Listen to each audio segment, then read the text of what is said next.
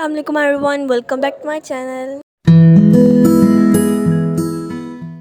तो आज हम आप लोग के लिए वो पेस्ट लेके आए जो हम हर हांडी में डालती हैं, और उन पेस्ट का नाम टमाटर, मिर्च, अदरक, लहसुन का पेस्ट और अदरक और लहसुन का पेस्ट, जो ईद पे भी काम आने वाला है और आपकी डेली रूटीन में भी काम आने वाला है। आपकी हांडियों को झटपट बना देगा। तो चलिए स्टार्ट करते हैं, लेकिन उससे पहले अगर वीडियो को लाइक, चैनल को सब्सक्राइब दें तो फटाफट से कर लेना। किसका इंतज़ार कर रहे हो? तो फुल वीडियो वॉच करना, कोई पार्ट स्किप मत कीजिएगा।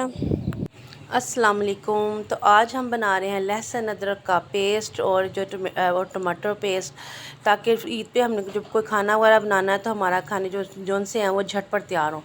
तो इसके लिए मैंने लिया 1 पाव लहसुन और आधा पाव हम अदरक ले। अगर 1 पाव लहसुन लेंगे तो आधा पाव अदरक लेंगे, और अगर आधा किलो लहसुन लेंगे तो 1 पाव अदरक लेंगे। और तकरीबन 1 किलो के करीब हम टमाटर लेंगे और आधा किलो के करीब हम सब्ज़ मिर्चें लेंगे। ठीक है, तो इन सब को मैंने धो के इनको वॉश करके इनको एक सुखाने के लिए एक ट्रे में रख दिया।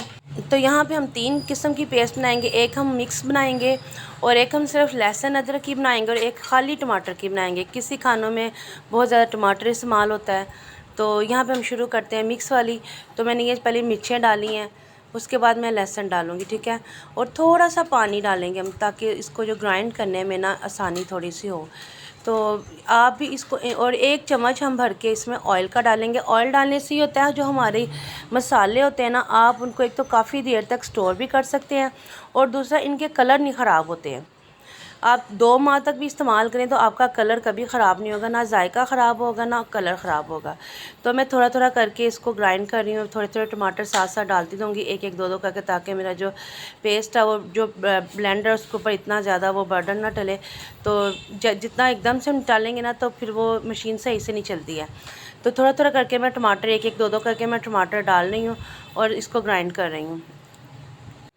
तो मैंने लहसुन अदरक की तैयारी एक दिन पहले की थी, क्योंकि ज़ाहिर है एकदम से लहसुन वगैरह नहीं छिला जाता। तो मैंने लहसुन छील के उसको एक बैग में डाल के, शॉपिंग बैग में और बॉक्स में डाल के फ्रीज़र में रख दिया, ताकि चीज़ों में स्मेल ना आए। तो यहाँ पे हमारा ये देखे जो मिक्सचर है ये रेडी हो गया है।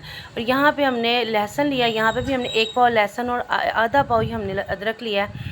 तो इसकी मैं सिर्फ पेस्ट, खाली दोनों की पेस्ट बनाऊँगी, ताकि कोई ऐसे खाने होते हैं जहाँ में सिर्फ लहसुन अदरक का ही इस्तेमाल होता है। तो वहाँ इसमें भी मैं 1 चम्मच ऑयल डालूँगी। इससे भी ऑयल डालने, इसका भी यही है कि ऑयल डालने से आपका कलर जो सा वो ख़राब नहीं होगा। और इसमें थोड़ा सा मैंने पानी डाला, ताकि इसको मिक्स में करने में इसको आसानी हो। तो थोड़ा थोड़ा करके मैं इसको बार बार मशीन को रोक के बार बार चला रही हूँ। तो इससे ये देखें हमारा लहसुन अदरक का पेस्ट भी रेडी हो चुका हुआ है। इसको हम एक जार में डालेंगे, जार में डाल के मैं इसको फ्रीज़ कर दूँगी। और जब हमने खाना बनाना है, खाना बनाने के कुछ देर बाद कुछ देर पहले, 2-3 मिनट पहले, 5-10 मिनट पहले आप इसको निकाल के थोड़ी देर रखिए, तो ये थोड़ा नरम हो जाता है।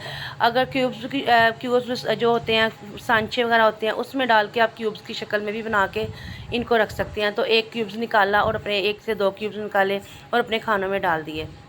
तो इससे हमारे खानों में जो हमारे खाने झटपट तैयार होते हैं। और ज़्यादा देर के लिए नहीं, ज़्यादा देर के लिए कि ज़्यादा से चीज़ें नहीं स्टोर बनाएं, मैं बस थोड़ा थोड़ा सा बनाते हैं, ताकि हफ़्ता 10 दिन बस निकल जाए, फिर उसके बाद हम ताज़ा फ्रेश बना लेते हैं। तो आप इन मसालों को 3 से 4 माह तक फ्रोज़न करके रख सकते हैं। ठीक है, ना इनका कलर ख़राब होगा ना इनका जायका। तो यहाँ पे मैंने सिंपल टमाटरों को 4-4 पीस करके उनको थोड़ा सा पानी डाल के इनको ग्राइंड कर लिया। तो ये हमारी टमाटर की पेस्ट तैयार हो चुकी है। इसको फ्रीज़ कर देंगे हम। तो उम्मीद करती हूँ आपको मेरी माँ के पेस्ट बहुत अच्छे लगे होंगे। तो आप देख सकते हैं कि मम्मा ने किस तरीके से आपको बहुत सी टिप्स बताएं टमाटर को फ्रीज़ करने की। तो आप भी ऐसे अपने खानों को झटपट बनाने के लिए ऐसे फ्रीज़ कर सकती हैं। तो थैंक्स फॉर वॉचिंग। अल्लाह हाफिज़।